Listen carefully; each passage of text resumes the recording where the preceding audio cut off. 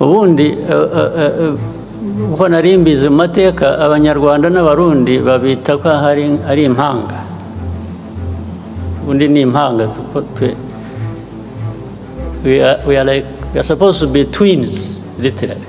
Uyu ni perezida w'u Rwanda Paul Kagame, aho ariko avuga ku mibano y'ibihugu bitatu, u Rwanda, Uburundi ndetse na Congo, aho mu ijambo ryiwe yavuze ko Uburundi n'u Rwanda ari amahasa mu Kirundi, mu Kinyarwanda naho tukavuga ko ari impanga. Ndagusabe ntuvanemo iri jambo utaryumvise ryose, uraza kumva ibintu byinshi bitandukanye, aho araza akavuga n'ikibazo bafitanye na Republique Democratique du Congo gituma bama mu mishwano. Uraza kuvyumvamwo muri iri jambo ngiye kubashikiriza. Ntabatindiye, reka ndabahe akanya muryumve, ndagusabe ubyumvirize ryose, niho uraza kumva ivyo yavuze n'ivyo yashatse kuvuga. Tibagira gukora sabone, partage kugira ngo uhe abandi, dukomeze kubaka umuryango munini kuri iyi YouTube channel. Ku bibazo by'akarere turimo, muzi ibibazo tumaranye iminsi, imyaka, bijyanye n'abaturanyi bo muri Congo, ndetse rimwe na rimwe hakajyamo ibijyanye n'abaturanyi b'amajyepfo mu Burundi. Ubundi uko nari mbizi mu mateka abanyarwanda n'abarundi babita ko ari impanga, ubundi ni impanga. We are supposed to be twins literally. Ariko abarundi bo bahisemo kuvuga ngo no, ntabwo tugishaka mwebwe ko tuba impanga, turashaka kuba impanga n'abanyekongo. Okay, nta kibazo ufitanye nabyo.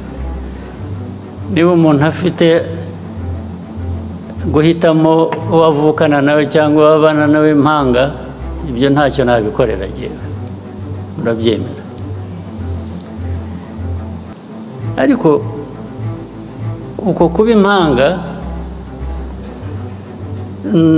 cyane cyane kurimo politike mbi, politike yo kwiyanga no kwanga abandi, ibyo bakabihuriraho. Ibi ndabivuga ntabwo ari ibanga, kuko ubwabo barabyivugira abayobozi b'ibyo bihugu. Nta kintu gishya nahimbye, ntacyo ndibuvuge gishaka abantu gukurikirana ngo ariko ibyo yavuze nibyo, cyangwa niba ushaka kumenya ko ari byo, utega amatwi wumve ibyo bakubwira bo ubwabo. Ntabwo rero twajya gushakisha ahandi.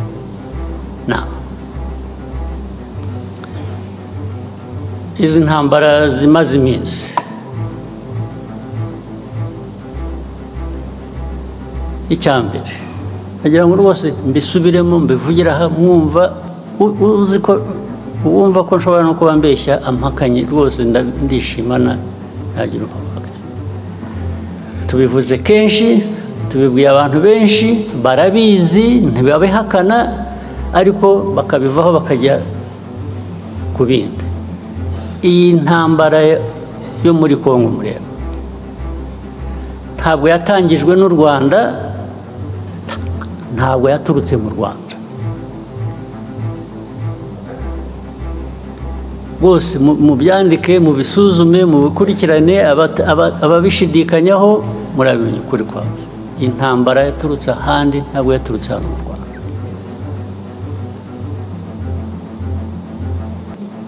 Aho handi sinirwa mpasubiramo, narahavuze, sinirwa nongera kuhasubiramo. Yaturutse kuri Congo, ariko turuka n'ahandi. Uko babigenje hagati yabo, ibyo ntabwo bindeba.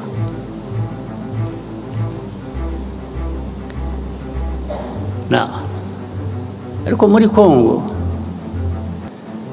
ikibazo u Rwanda rufitemo ni iki? Ikibazo u Rwanda rufite muri Congo kijyanye n'interahamwe ziri hariya na politiki na ideology ishingiye kuri genocide, kandi bigahora iteka batunga u Rwanda urutoki ngo turaje bagenze nk'uko twabagenje ubushize murabuzi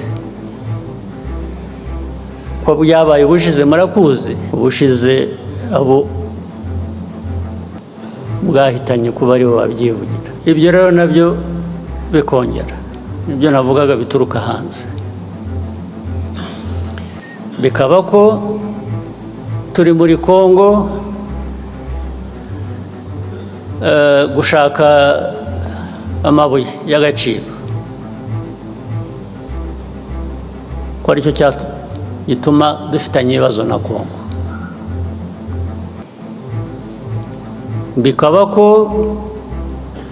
u Rwanda rwacu ari rutoya, dushaka kujya muri Congo kugira ngo turwagure. Impamvu zikaba nyinshi, bakahimba impamvu, ariko bakanyura iruhande rw'ikibazo kimwe bazi nabo bagizemo uruhare, kijyanye n'interahamwe ziri hariya muri Congo. Interahamwe zari zaratujwe, interahamwe zahawe imbunda zigisha, ari abari basanzwe babizi, abashya bagirwa ingabo za Congo cyangwa se ku rundi ruhande zirakora.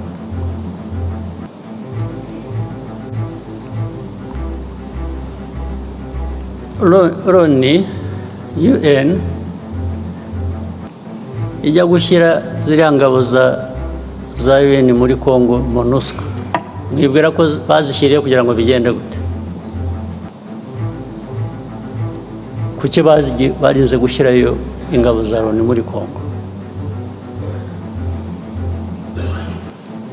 Ariko kugeza n'ubu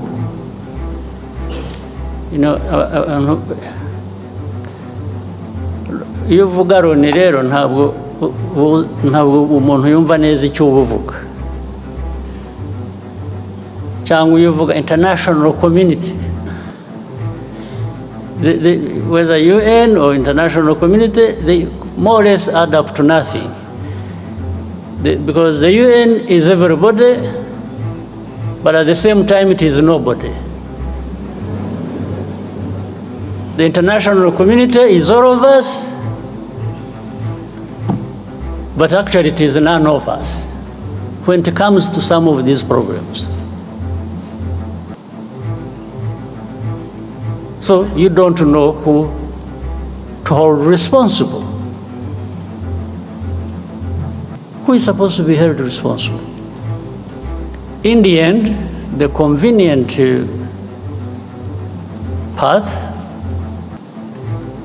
is to find a culprit, to find somebody who is responsible, and that becomes Rwanda. When you talk about Rwanda, you know what you're talking about.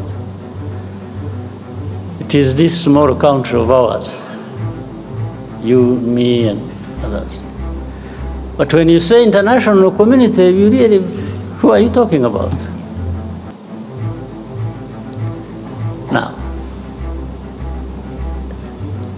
that force was put there. I just use a simple explanation, try and cut the long story short.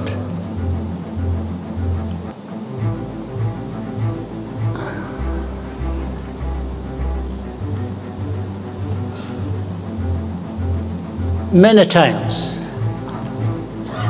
I meet ambassadors of countries credited here, either best here or best outside, I meet government ministers of different countries. When you are talking about this problem of Congo,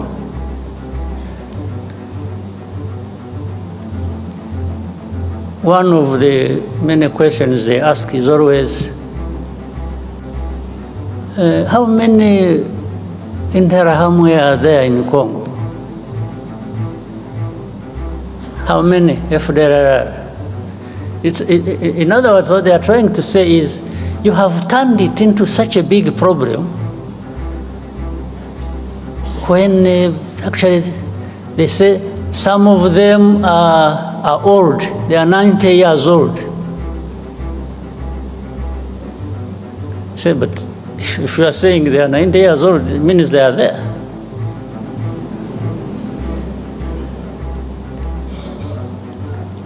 But to become 90 years old,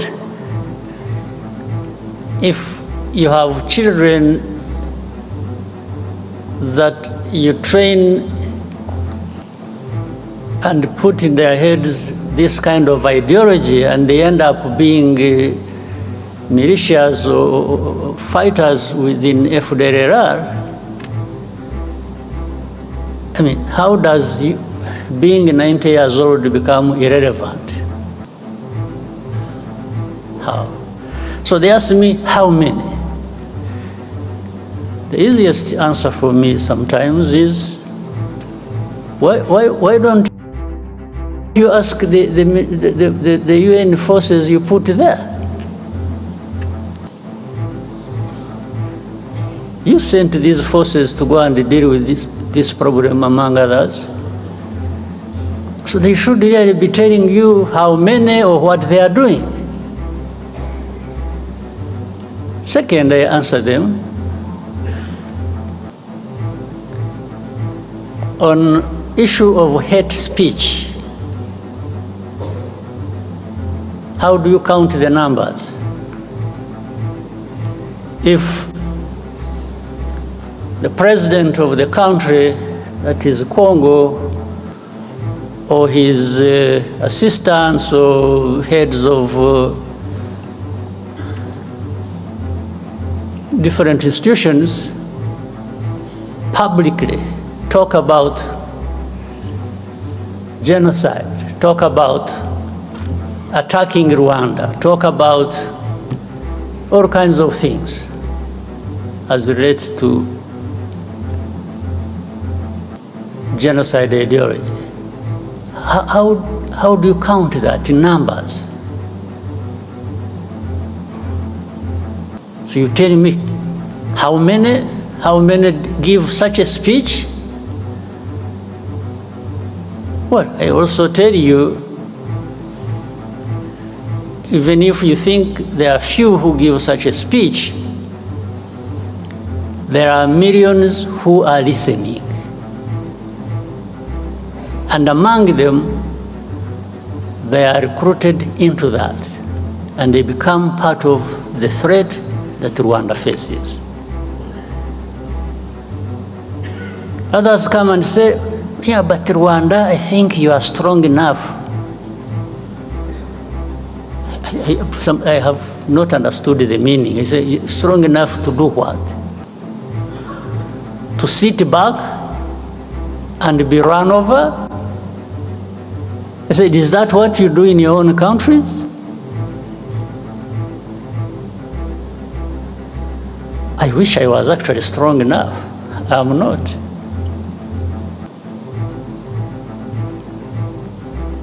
I wish I was strong at all. Then I would, take such threats as simple as something I can deal with as and when I need to do that. But I'm not, because I'm not in the end, because I even depend on you. One day you decide these people in international community, they have, I think they took things literally. You know, they are helpful. I've said they are helpful. They have been supportive. But they even are supportive in creating problems for us. They are helpful in one sense of solving the problems, and helpful in another sense of creating problems for us. The amount of threats we come under on a daily basis. We will do this if you don't do this. We will do that if you don't do that. You know, sometimes you feel choked by this kind of, but instead of being choked by all of that, I will be choked by just being defiant and telling you to go to hell.